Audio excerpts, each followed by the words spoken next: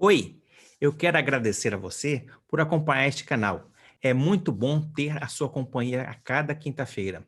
E também é muito bom saber que você tem gostado do canal e do que ele oferece. Entretanto, para que possamos fazer programas melhores, com mais qualidade, com mais conteúdo, com melhor imagem, com melhor som, é necessário que você participe mais. Sabe como? Bem, se inscrevendo no canal. Você sabia que 70% das pessoas que acompanham o canal não são inscritas? Pois é. Então se inscreva. Deixe um comentário logo abaixo dos vídeos, tá certo? Esse comentário é muito importante. O YouTube vai reconhecer que você gosta do canal. Outra coisa, dando um like ou um joinha, aquele símbolo de positivo que está também abaixo do vídeo, tá certo? E participando do chat, conversando, dando sua opinião, fazendo uma interação com todas as pessoas que estão ali.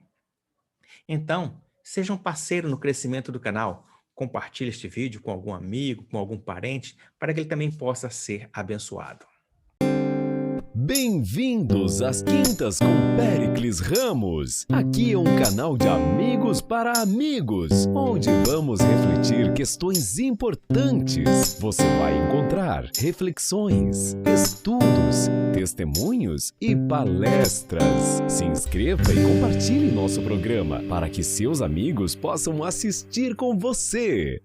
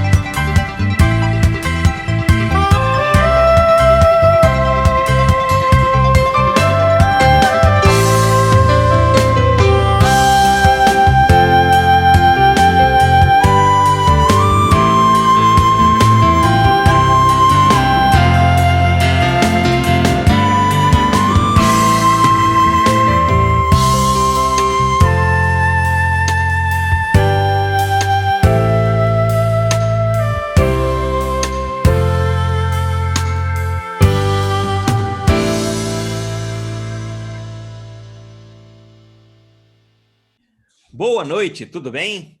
Hoje é quinta-feira, dia do nosso programa, dia do nosso encontro. Por isso que eu estou muito feliz, muito animado. É sempre bom ter a sua companhia. Hoje nós teremos um programa maravilhoso. E para isso nós estamos recebendo dois convidados especiais. O pastor Gilson o pastor Gilson Barbosa. Tudo bem, pastor Gilson? Tudo bem, Péricles. Prazer estar com vocês aqui. Prazer poder falar com você sobre a palavra de Deus.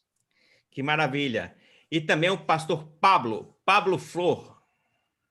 Boa noite, Péricles. É uma alegria muito grande estar aqui com vocês e juntos compartilhar, então, a mensagem da palavra. Com certeza vai ser um estudo muito abençoado. Amém. Pastor Gilson, o senhor está trabalhando atualmente aonde? Você já rodou o mundo, né? Já rodei bastante. Eu fui da mesma turma que o pastor Pablo. Nós nos formamos no IAE, hoje o NASP, em 97. E aí eu trabalhei 5 anos em Santa Catarina, 7 anos na Associação Rio de Janeiro, 2 anos na Mineira Leste, 4 anos na Brasil Central, 5 anos na Associação Bahia. E agora, voltando para casa, estou na Associação Rio Sul. Estou aqui na cidade de Itaguaí, no Rio de Janeiro. Ah, muito bem. E o pastor Pablo? Eu senti que o seu sotaque não é bem aqui nosso, né? Fala muito Exatamente. bem, mas o seu sotaque é um pouquinho diferente. Exatamente, Péricles. Eu sou paraguaio, né? Estudei na mesma época com o pastor Gilson, até moramos dentro do mesmo quarto Somos assim bem colegas e realmente a amizade é de irmão. E logo depois eu fui trabalhar no Paraguai. Eu trabalhei no Paraguai por um período de 13 anos.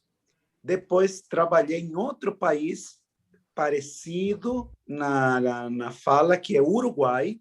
Aí no Uruguai trabalhei 2 anos e agora faz 8 anos que eu estou aqui em Curitiba, no Brasil. Curitiba, você está trabalhando em igreja, departamentos? Atualmente, Pericles, estou no departamento de mordomia e saúde. Mordomia e saúde. Mas por 15 anos estive atendendo distritos. Fui pastor em Cidade Leste, fui pastor em Assunção, fui pastor em uma cidade chamada Pedro Juan Cavalheiro, fronteira com Ponta Porã, Mato Grosso do Sul. Então, temos aí 15 anos de experiência distrital também. O senhor gosta do Brasil, porque até as cidades no Paraguai foram nas cidades ali na divisa. Foi exatamente. Eu creio que, assim, naquela época, o presidente da igreja, o pastor Tomás Recalde, ele tinha dificuldades em atender de uma maneira assim melhor os irmãos brasileiros que moram na fronteira do Paraguai com o Brasil. Quando eu me formei, ele aproveitou muito bem isso, porque ele sempre me colocou em lugares de fronteira, pelo fato de eu falar português, e dessa maneira, então, eu podia evangelizar os irmãos paraguaios e também podia evangelizar os irmãos brasileiros. Então, foi, assim, um período muito legal de poder trabalhar justamente com essa faixa dupla de nacionalidades. E eu falo que meus filhos são brasiguaios, são uma mistura do Paraguai com o Brasil. É uma atitude bem interessante, bem sábia do pastor, né? O presidente aí local. Bem, vocês têm alguma rede social que alguém queira lhe contactar, queira lhe acompanhar? Canal no YouTube, Face? Eu tenho... No Face eu estou no Pablo Flor. Aí você me acha Pablo Flor. Bom, eu tenho o Facebook, o Instagram, o canal no YouTube. O Facebook é Gilson Barbosa, ou o pastor Gilson Barbosa, eu tenho 2. E no Instagram é PR Gilson Barbosa, tudo juntinho. E no YouTube o canal Bíblia Simples, que também um canal de estudos, né? E aí fica mais fácil o pessoal achar. É só pensar em Bíblia Simples, então vão achar meu canal. Só uma coisa que ele não falou ali, ele é casado com brasileira, tanto que ele gosta do Brasil, né? Para começarmos, então, o nosso estudo dessa noite, então vamos começar com uma oração. Pastor Pablo, você poderia fazer a oração inicial, por gentileza? Ok, vamos orar. Pai de amor, muito obrigado por mais esse dia de vida, por esse momento que temos para estudar a Tua Palavra, e vamos estudar um tema tão importante, que é sobre a volta de Cristo Jesus nas nuvens dos céus. Queremos, Senhor, ter essa promessa vívida em nossa mente, em nosso coração, e ajuda-nos, Senhor, a confiar no Teu amor, na Tua Palavra, e também, Senhor, a que nós nos entreguemos de todo o coração a Ti. Em nome de Jesus. Amém. Bem, no livro de João 14, 1-3, nós encontramos ali uma promessa maravilhosa do Senhor Jesus, né? Que seria o seu retorno. E, desde então, todos os cristãos aguardam a volta do Senhor Jesus Cristo. No entanto, nós podemos perceber que não foi somente a partir do Novo Testamento que a volta de Jesus Cristo foi anunciada, não é isso mesmo, pastores? A volta de Jesus, Pericles, na verdade, já desde a época de Enoque, um dos primeiros patriarcas, um dos primeiros descendentes de Adão, e já se comentava, já se falava que Jesus iria voltar em glória, em poder e em majestade. Agora, o interessante é que nessa época nem sequer tinha acontecido a primeira vinda de Jesus para morrer na cruz. Mas o fato é que a segunda vinda de Jesus para pôr um fim nesse mundo de pecado, ela já é conhecida desde muito tempo atrás e é uma das maiores esperanças da humanidade. A volta de Jesus é um assunto tão mencionado na Bíblia que aproximadamente 1.500 vezes esse fato é apresentado.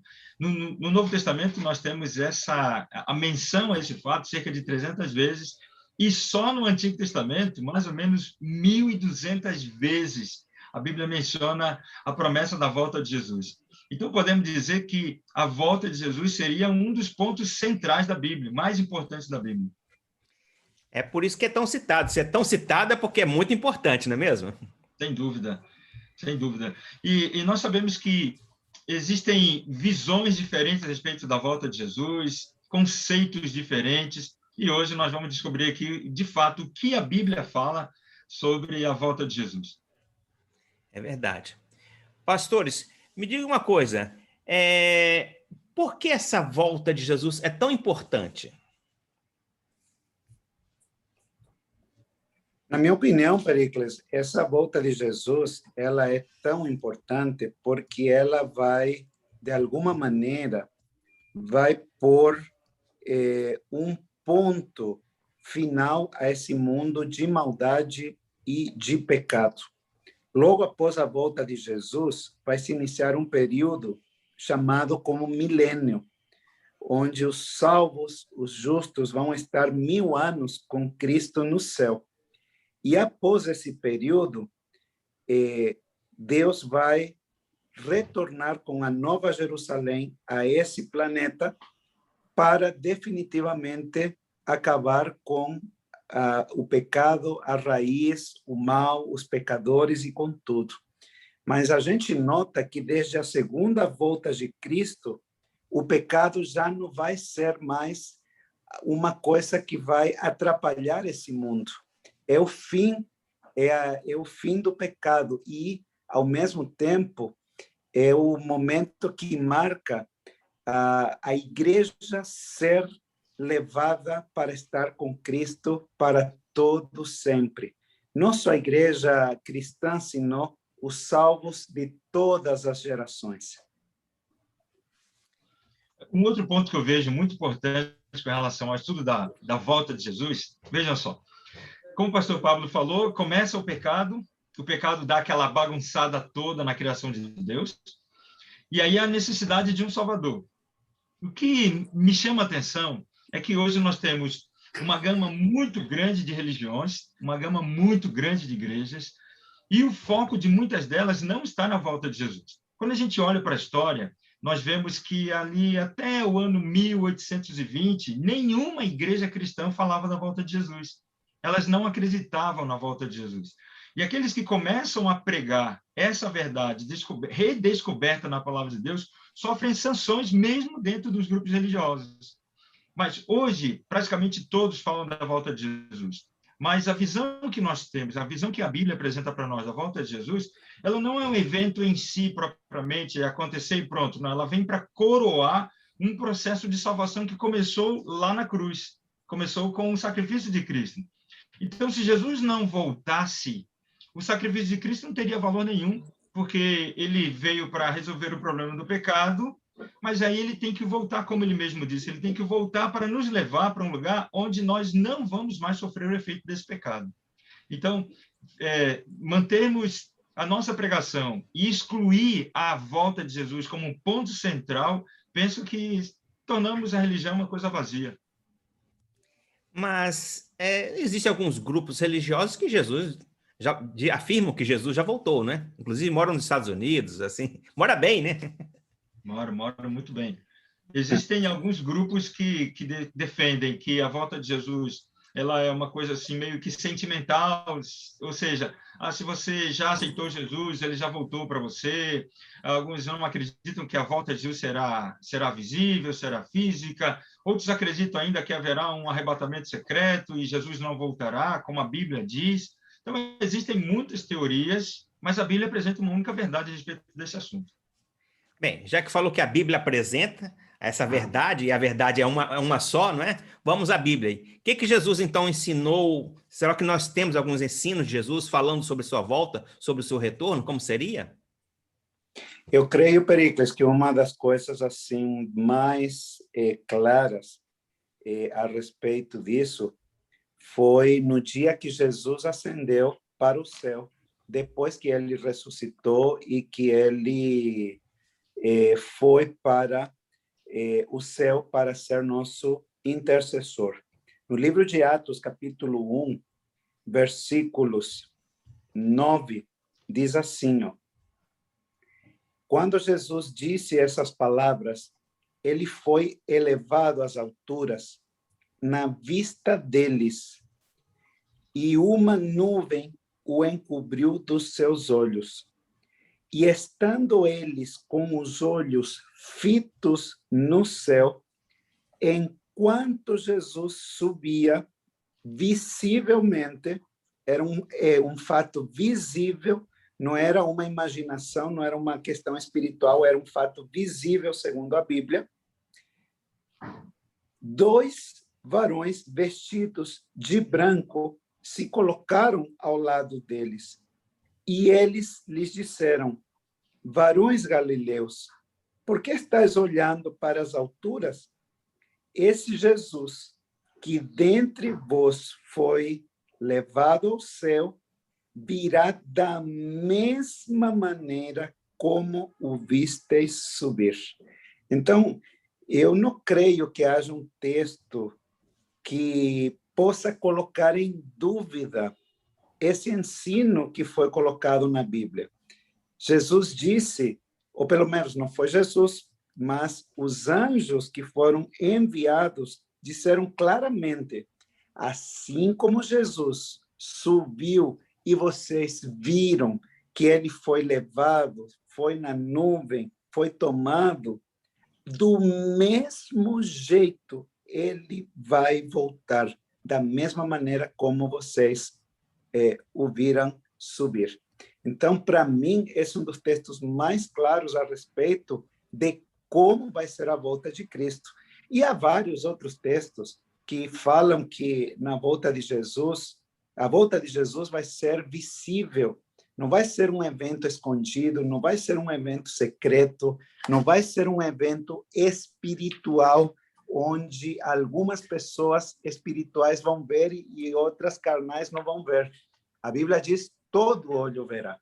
Então, é muito claro que a volta de Jesus vai ser o maior evento de tudo aquilo que já se viveu na história desse planeta. No capítulo 24 de Mateus, Jesus vem falando sobre a sua volta.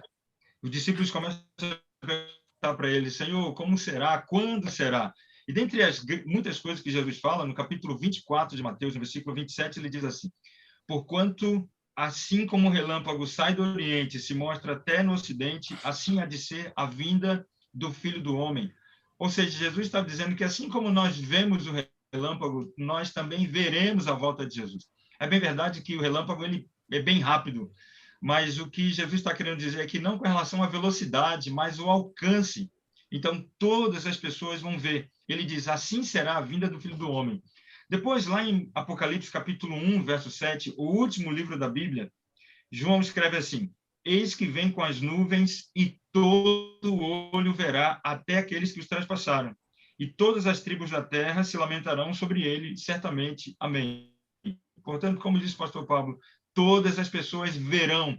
Não será um privilégio de um grupo seleto, de um grupo pequeno, alguns apenas não. A Bíblia diz que todos verão Jesus voltando.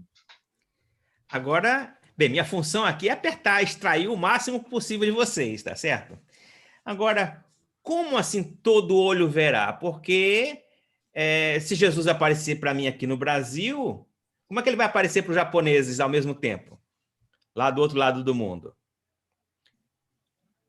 Agora apertei, hein? Vai para Bom, eu acredito uma coisa, Pericles.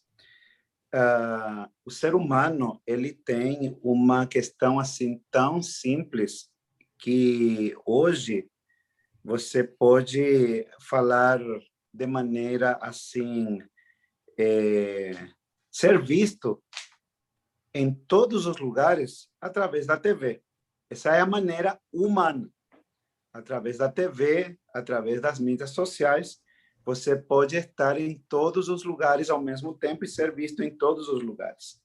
Se o ser humano ele tem uma maneira tão precária, tão limitada de você ser visto em todos os lugares, eu me pergunto, como nosso Deus Todo-Poderoso, ele não vai ter uma maneira de fazer isso acontecer?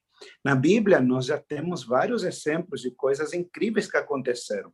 Nós temos a abertura do Mar Vermelho, quando o mar se abriu em dois. Nós temos um momento em que Josué pede para que o sol pare e a lua também, mas, na verdade, a gente sabe que pelo movimento de rotação da Terra, na verdade, o que parou foi o nosso planeta. E aí a gente se pergunta, como pode o planeta parar e não se desacomodar as coisas? Pois é, são os milagres que Deus pode fazer, porque, na verdade, tudo aquilo que acontece na natureza é submetida ao poder de Deus. Então, Deus tem poder para que a volta dele seja vista no Japão, seja vista aqui no Brasil, seja vista na Europa, seja vista simultaneamente em todo o planeta. Deus tem esse poder. Agora, como explicar hoje, já que nosso planeta é um planeta redondo? Bom, eu não saberia explicar cientificamente como Deus vai fazer para que isso aconteça. Assim também como eu não sei explicar cientificamente qual foi o princípio químico, científico que Deus utilizou para parar o Mar Vermelho e abrir em dois. Não sei qual foi o método científico para parar a Terra, o movimento da Terra ao redor do Sol e fazer com que o Sol continuasse ali durante um dia inteiro, ou 2 dias inteiros, basicamente. Então, eu não sei explicar isso, mas a Bíblia diz que isso vai acontecer, já aconteceram milagres no passado, e eu não tenho dúvidas que Jesus vai voltar e todo olho verá simultaneamente. Isso é uma mensagem bíblica e isso, com certeza, vai ser assim. Eu quero complementar aqui com um outro fato interessante que a Bíblia fala para nós sobre essa visão, né? A gente vê Jesus voltando. Aqui em Mateus capítulo 25, versículo 31, nós lemos assim: quando vier o Filho do Homem na sua majestade e todos os anjos com ele, então se assentará no trono da sua glória. Veja, a Bíblia está dizendo, o próprio Jesus está dizendo que ele virá com todos os anjos. Então, nós podemos afirmar categoricamente que, por ocasião da volta de Jesus, todos os anjos estarão aqui, o céu vai estar vazio. Eu não sei exatamente quantos anjos existem, a Bíblia não menciona, mas certamente poderíamos citar milhares de anjos que facilmente encherão a terra com a sua presença. Certo. Muito bem. Agora, o senhor falou aí em Mateus 24, né? Acerca de que Jesus virá buscar os seus filhos. Então, só os justos, só os salvos é que verão Jesus nesse caso? Não, a Bíblia fala que todo olho verá. Até mesmo aqueles que transpassaram, aqueles que maltrataram Jesus, eles ressuscitarão para poder contemplar a volta de Jesus. Então, para provar para eles que eles, de fato, estavam equivocados. Então, a volta de Jesus, ele não é um evento, como disse o pastor Pablo, exclusivo para um grupo. Não, a volta de Jesus será visível a todos. É isso que a Bíblia relata para nós. É isso que a Bíblia diz para nós. Sabem que é interessante notar isso que o pastor Gilson colocou agora, que o evento da volta de Jesus não é exclusivo, porque se até os que transpassaram Jesus vão ver a sua volta, então a pergunta é, alguns dizem que somente aqueles que têm os olhos da fé vão ver a volta de Jesus. Aí eu me pergunto, será que aqueles que transpassaram Jesus, eles tinham os olhos da fé para poder contemplar a volta de Cristo? Com certeza, alguém for fazer isso, então é complexo. Alguém que matou Jesus, que cuspiu em Jesus, que fez coisas tão terríveis em Jesus, vai ter agora o olho da fé para contemplar. Eu prefiro crer que o evento da volta de Cristo vai ser um evento universal, vai ser um evento que todo olho ser humano vai ver, até os cegos nesse dia vão ser restauradas suas vistas para poderem ver a volta de Jesus. Eu creio isso, e com certeza não é porque eu creio, é porque a Bíblia diz que isso vai ser assim. E nossa confiança não está no que eu creio, no que qualquer pessoa crê. Nossa confiança e nossa certeza está no que diz a Bíblia. E a Bíblia diz que vai acontecer não somente talvez uma destruição do planeta destruído já pelo pecado, ou de alguma forma já sofrendo consequências pelo pecado. Esse dia os mortos vão ressuscitar, os que morreram em Jesus.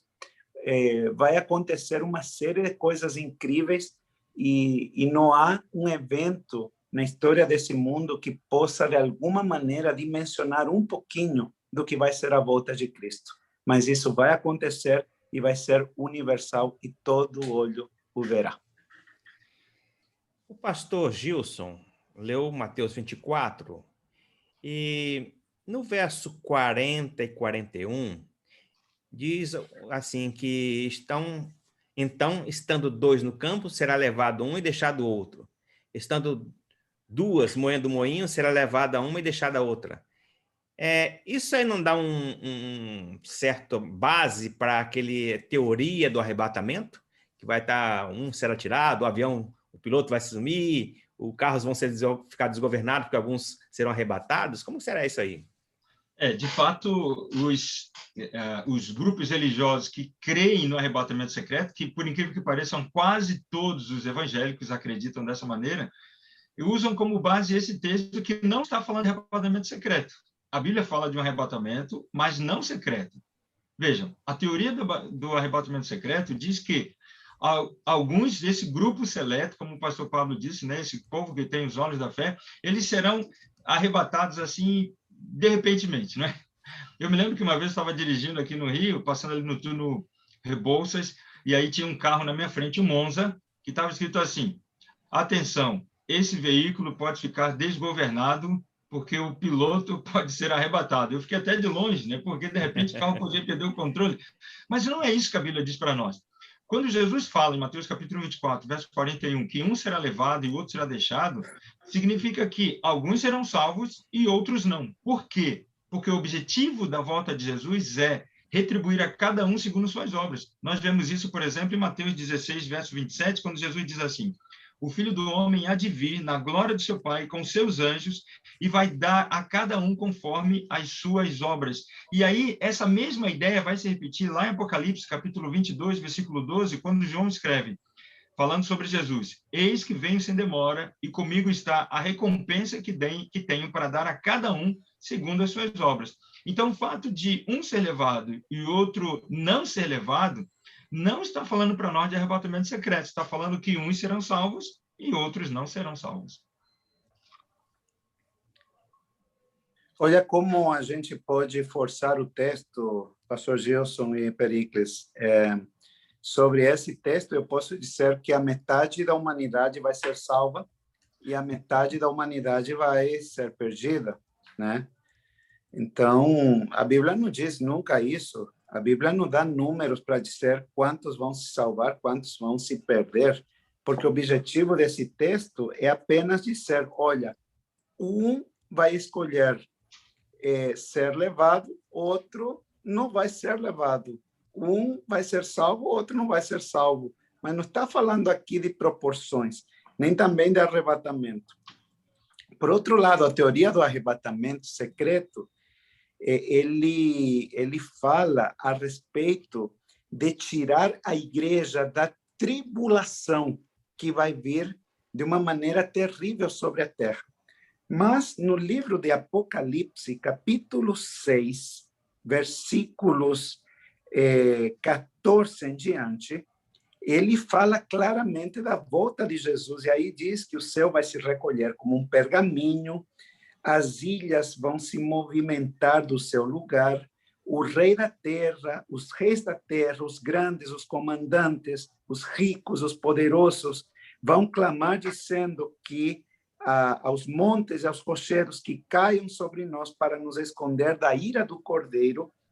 E então, diante de todo esse cenário que está aí descrito em Apocalipse 6, 14 até 17, também se coloca a questão dos 144 mil e a grande multidão. E a grande multidão, que obviamente é a igreja, diz que eles são aqueles que enfrentaram a grande tribulação. Capítulo 7 de Apocalipse, versículo 14. Diz assim, respondi-lhe, meu Senhor, tu sabes, quem são esses? São os que vêm da grande tribulação, aqueles que lavaram suas vestiduras e as alvejaram no sangue do Cordeiro. Então, por isso, eles se acham diante do trono e servem dia e noite diante do santuário. Então, como é possível que o livro do Apocalipse deixe tão claro que a igreja vai passar pela tribulação e um grupo de pessoas querendo utilizar sofismas dentro da Bíblia dizem que a igreja vai ser tirada da tribulação? Nesse caso, eu prefiro acreditar no que diz a Bíblia. E a Bíblia diz que a igreja vai passar pela tribulação, mas Cristo vai suster a igreja em suas mãos. E a igreja vai vencer pelo poder da graça de Cristo. Amém. Agora, pelo que o senhor falou aí, as ilhas mudando de lugar, terremotos, então não vai ser uma vinda assim muito silenciosa, não, né? Com certeza. Com certeza. Os mortos vão ressuscitar, então imagina o que vai ser isso. Imagina os túmulos se abrindo e pessoas que estão nos túmulos saindo, agora com o corpo imortal, porque vão ser os salvos. Se os milhões de anjos, como o pastor Gilson já colocou, vão vir e o céu vai ficar vazio, e eu penso que não vai ser uma vinda em silêncio, vai ser um evento que vai impactar, a terra vai ser sacudida, o mar vai se revoltar, vai ser um cataclismo universal como nunca se viu. E, de alguma maneira, o apóstolo Pedro também, ele descreve na volta de Cristo que esse mundo vai ser desfeito pelo fogo e vai ter um cataclismo universal tão grande, mas nós que confiamos na palavra de Deus vamos estar seguros. Ele é nosso abrigo, ele é nosso amparo e nosso firme refúgio em meio à tribulação. Olha, acreditar nessa doutrina do arrebatamento é uma coisa eu considero muito perigosa. Por quê? Primeiro, como o pastor Paulo mencionou aí, sugere-se que a igreja será arrebatada para não passar pela tribulação, mas a Bíblia diz que a igreja passará pela tribulação. Segundo, eles defendem a ideia de que durante o milênio, os que não foram arrebatados terão, então, um período de 1000 anos para se arrependerem. Mas a Bíblia não fala de uma segunda chamada, de uma recuperação. A Bíblia não fala isso. Eu acredito até que, como eu disse, é perigoso acreditar nisso, porque eu já ouvi pessoas dizendo assim, bom, se eu não for salvo agora, eu vou ter uma outra chance. Mas não é isso que a Bíblia diz para nós. A Bíblia fala para nós que quando Jesus voltar, lá em 1 Coríntios, capítulo 15, versos 51 e 53, diz que quando Jesus voltar, no abrir e fechar dos olhos, no suar das trombetas, quando a última trombeta soar, diz o versículo 52, quando a última trombeta soar, aqueles que morreram ressuscitarão a fim de viver para sempre. Então, como o pastor Pablo falou, Jesus volta, os salvos que estão mortos ressuscitam. E aí vão se juntar com os salvos que já estão vivos. Mas e os salvos e os perdidos mortos? A Bíblia diz lá em Apocalipse, capítulo 20, que aqueles que não estão salvos, eles não vão reviver até se completar os 1000 anos. Ou seja, o quadro que a Bíblia apresenta para nós é, quando Jesus voltar, os salvos vivos vão se juntar aos salvos que estavam mortos, mas que por ocasião da volta de Jesus ressuscitam. Então agora nós vamos ter só um grupo de salvos, os que estavam vivos e os que estavam mortos, todos vivos, vamos para os céus.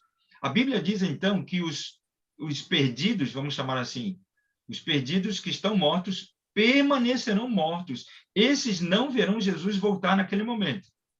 Mas e os perdidos, né, vivos? Lá em 2 Tessalonicenses, no capítulo 2, verso 8, o apóstolo Paulo, falando sobre o homem da iniquidade, a derrota desse momento final da história, ele diz que então será de fato revelado o iníquo, a quem o Senhor Jesus matará com o sopro da sua boca e o destruirá pela manifestação da sua vinda. Paulo está dando para nós uma dica. Aliás, Paulo ele fala sobre esse assunto de maneira muito própria.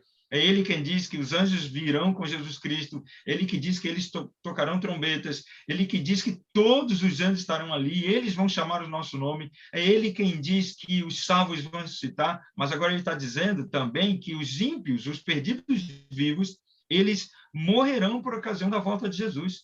Portanto, a ideia de que haverá uma segunda chamada não tem nenhuma base na Bíblia, parte apenas de suposições. E é muito melhor, muito seguro, nós permanecermos com aquilo que a Bíblia diz para a gente. Pelo que vocês estão falando, a Bíblia, então, afirma que haverá 2 ressurreições, é isso? Exatamente. Uma ressurreição por ocasião da volta de Jesus e a segunda ressurreição, a ressurreição daqueles que já estão condenados, ela acontece depois do período de 1000 anos, que nós chamamos de milênio. Então, uma antes do milênio e a outra depois do milênio. Certo.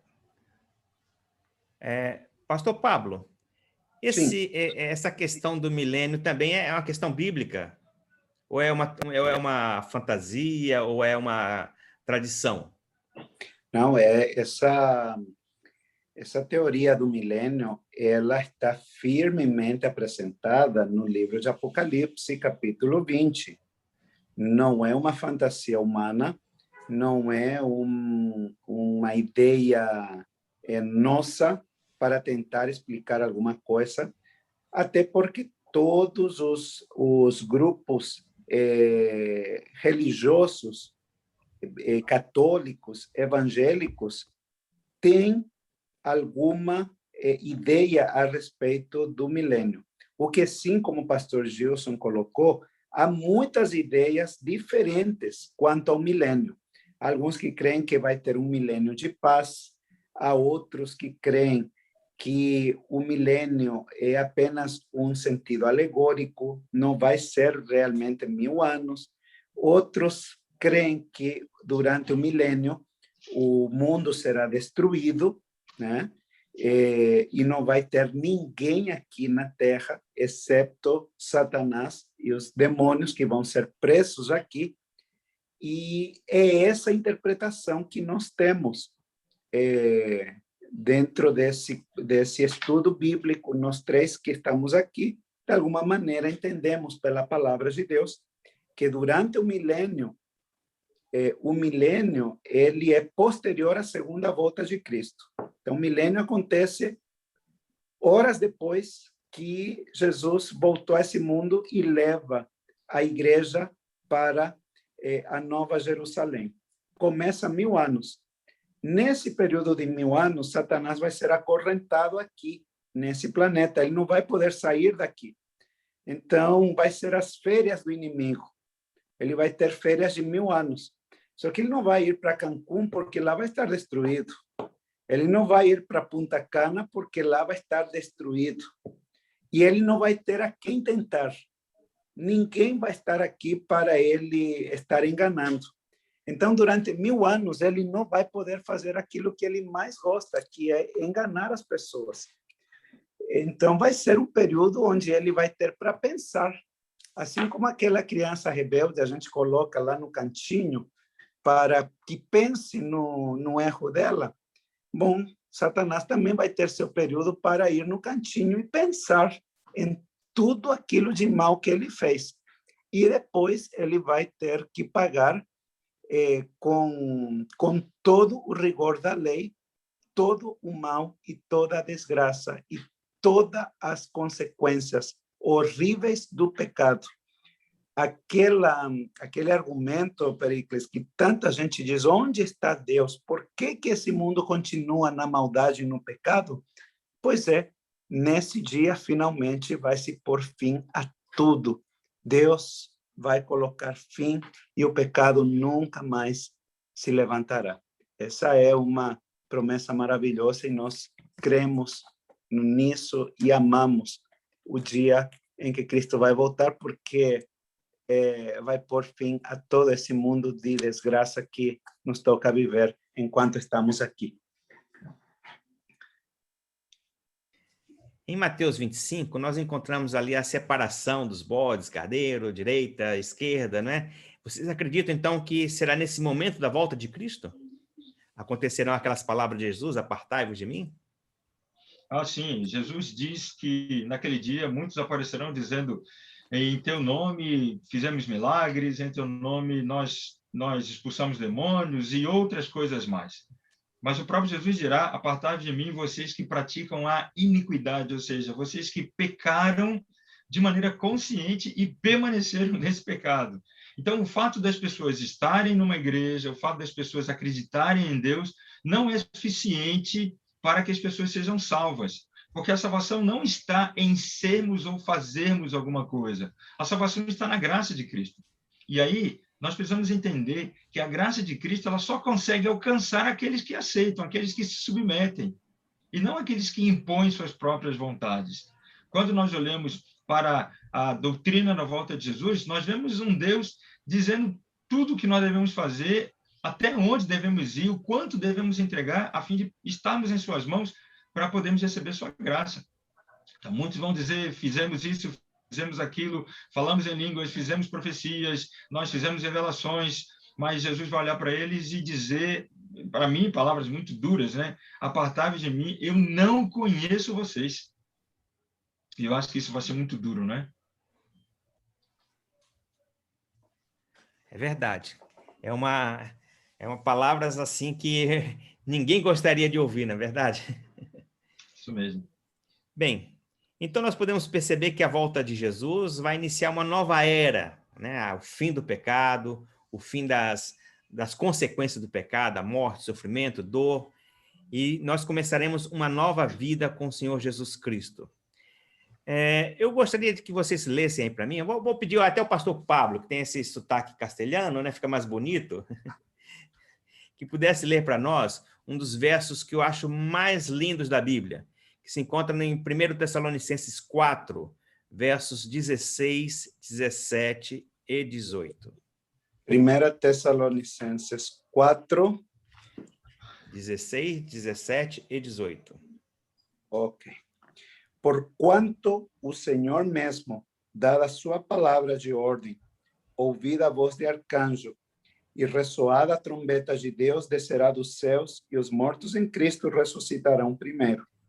Depois nós, os vivos, os que ficarmos, seremos arrebatados juntamente com eles entre nuvens para o encontro do Senhor nos ares.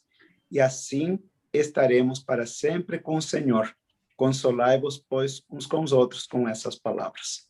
Interessante, Pericles, o fato de que, como os anjos falaram para os discípulos, assim como Jesus foi tomado nas nuvens, agora o apóstolo Paulo utiliza a mesma linguagem. Seremos arrebatados juntamente com eles, quando Cristo voltar nas nuvens, assim como ele ascendeu. E então ali estaremos para sempre com o Senhor. Consolai-vos uns aos outros com essas palavras. Então, mais uma vez aqui, a volta de Jesus não acontece depois, não acontece antes da tribulação. A volta de Jesus acontece depois da tribulação. Depois do que o iníquo, o homem de maldade, de pecado, for se apresentar, depois da abominação desoladora que está descrita em Daniel, depois de tudo isso é que Jesus vai voltar, não antes. Então, é claro o conceito de que as pessoas serão arrebatadas nas nuvens para o encontro do Senhor nos ares e ali estaremos para sempre com o Senhor. Amém, amém. Bem, nós estamos agora encerrando o nosso programa. O tempo passa rápido, né? Quando a conversa está boa. Pastor Gilson, baseado nesse verso que o pastor Pablo leu, ele já deu a sua próprio parecer, mas eu gostaria de ouvir o seu parecer. Bom, eu vejo nesse texto Paulo, eu consigo imaginar Paulo vendo tudo isso para narrar para a gente. Eu costumo dizer que quando você decora uma história para contar para os outros, você fica tenso, às vezes foge algumas coisas, mas quando você vê, quando você vive, você consegue falar de detalhes que ninguém consegue. Eu vejo Paulo tendo essa visão. E Paulo começa a descrever para nós, ele fala dos anjos vindo, ele fala das trombetas sendo tocadas, ou seja, é uma volta visível, uma volta audível. Ele diz que os salvos em Cristo ressuscitarão primeiro. Ele diz que esses salvos que ressuscitaram se juntam com os salvos que estão vivos e aí sim serão arrebatados, levados para os céus. Nada secreto. Os anjos não vêm de maneira secreta. Aliás, na teoria do arrebatamento não tem anjo. Então tem que descartar o que a Bíblia diz. Na teoria do arrebatamento, não tem trombetas. Só que Paulo está falando isso de maneira clara, porque, como eu disse, eu imagino Paulo vendo tudo isso. Mas agora, eu quero aproveitar e falar bem ao seu coração, porque talvez você já tenha ouvido alguém dizer assim, os meus avós já falavam da volta de Jesus, meus pais já falavam da volta de Jesus, e eu não acredito mais que isso vai acontecer. Olha só o que nós encontramos no livro de 2 Pedro, no capítulo 3, versos 3 e 4. Ele diz assim, acima de tudo, quero alertá-los de que nos últimos dias surgirão escarnecedores que zombarão da verdade e seguirão seus próprios desejos, dizendo o que houve com a promessa de que ele voltaria. Desde antes do tempo dos nossos antepassados, tudo permanece igual, como desde a criação do mundo. Ou seja, Pedro estava dizendo, olha, muita gente vai aparecer dizendo, não, isso não vai acontecer, isso aí é história. Pedro já falou isso há mais de 2000 anos atrás, então nós podemos ter a certeza de que se todas as coisas preditas na Bíblia sobre a profecia, todas as coisas que a profecia apresentou para nós se cumpriram até agora. E podemos dizer que só está faltando a volta de Jesus. Se tudo já aconteceu, então a volta de Jesus vai acontecer sim. E eu creio que será muito em breve. Amém. Amém. Bem, amigos, foi excelente podermos estar juntos aqui, estudarmos a palavra de Deus, trocarmos experiência, né? E vocês gostariam de comentar alguma coisa para fechar? Eu gostaria de dizer, Pericles, que as pessoas que estarão ouvindo a mensagem, que estão ouvindo a mensagem, que possam acreditar na firme palavra profética. Essa palavra é segura e ela afirma que Jesus vai voltar. E muito em breve Jesus vai voltar e então estaremos para sempre com ele no Senhor. Mas essa esperança pode começar agora. Eu não preciso esperar até a volta de Jesus para ter a esperança. A esperança pode começar nesse momento, entregando minha vida, meu coração a Cristo como meu Senhor e meu Salvador. Olha, a Bíblia começa com as seguintes palavras. No princípio, criou Deus os céus e a terra. E ela termina dizendo, aquele que é testemunha fiel de todas essas coisas diz, sim, venho sem demora. E aí João escreve lá, amém, vem Senhor Jesus. Então, a Bíblia começa com Deus criando as coisas e a Bíblia começa com a certeza da promessa de que Jesus voltará. Você pode até não acreditar na volta de Jesus, mas ela vai acontecer, querendo ou não. Então, se nós temos a certeza, se a Bíblia afirma que Jesus vai voltar, a única coisa sábia que nós podemos fazer é nos prepararmos para essa volta, nos prepararmos para esse encontro que certamente será glorioso. Eu fico imaginando a gente poder reencontrar queridos. Alguns dos quais perderam a vida agora com o Covid. Eu tenho o meu irmão que já faleceu, alguns parentes, amigos muito próximos. Eu e o pastor Pablo perdemos 2 amigos da turma da Faculdade de Teologia que faleceram por causa do Covid. Nós poderemos nos encontrar novamente com essas pessoas, mas somente se nós nos prepararmos. É verdade. Bem, amigos, e assim nós terminamos o nosso programa, agradecendo aqui a presença do pastor Gilson, o pastor Pablo. Foi muito bom, tanto assim que eu vou convidá-los para outros programas, tá certo? Tá certo, fechado. Estaremos juntos, Pericles. Vai ser uma alegria. O retorno de Jesus Cristo, ou o retorno do Rei, é o evento mais ansiado da humanidade. Desde Adão até os nossos dias, milhões e milhões de pessoas ao longo dos séculos aguardam este momento triunfal, a volta de nosso Senhor Jesus Cristo, que virá regressar para vencer o mal, resgatar os fiéis e começar uma nova história. Jesus, conforme a Bíblia nos ensina, virá com grande poder, com grande glória, acompanhado por milhões de anjos. Não será um evento silencioso, oculto, velado. Não, não, não. A Bíblia não ensina isso. A Bíblia, inclusive, diz que a terra vai se estremecer com terremotos, tsunamis e outros cataclismas. Milhões e milhões de anjos cantando, tocando, hinos de alegria, hinos de vitória. A eles vão se juntar os redimidos, aqueles que foram salvos aqui desta terra, todos transformados num piscar de olhos, sem mais doenças, sem mais enfermidades ou qualquer outro sinal de pecado. Agora sim, este grande grupo será arrebatado, transformados, modificados. Aos fiéis vivos se ajuntarão aqueles fiéis que já morreram no Senhor. Agora sim, todos nós seremos arrebatados, subiremos junto ao encontro do nosso Senhor nos ares. Parentes e amigos se reencontrarão para nunca mais se separarem. E assim subiremos aos céus para vivermos para sempre com o nosso Senhor, pois todas as coisas passaram e a eternidade nos aguarda. E eu quero terminar lendo o último parágrafo do último capítulo do livro O Grande Conflito, que diz o seguinte: o grande conflito terminou. Pecados e pecadores não mais existem. O universo será purificado. Uma única palpitação de harmonioso júbilo vibra por toda a vasta criação. Daquele que tudo criou, emana vida, luz e alegria por todos os domínios do espaço infinito. Desde o minúsculo átomo até o maior dos mundos, todas as coisas animadas e inanimadas, em sua serena beleza e perfeito gozo, declaram: Deus é amor. A paz foi restabelecida e a eternidade para nós está apenas começando. Mas até lá, enquanto Jesus não retorna, sigamos os conselhos que o apóstolo Paulo nos dá na sua segunda carta aos Tessalonicenses, no capítulo 4, verso 18, que continuemos nos animando, nos confortando, nos animando uns aos outros, pois a nossa redenção está próxima. Que Deus os abençoe. Que essa esperança faça parte da sua vida, renove as suas forças e prossigamos firmes e convictos até que Ele venha. Uma noite de paz e tranquilidade para todos. E até a próxima quinta-feira para mais um programa.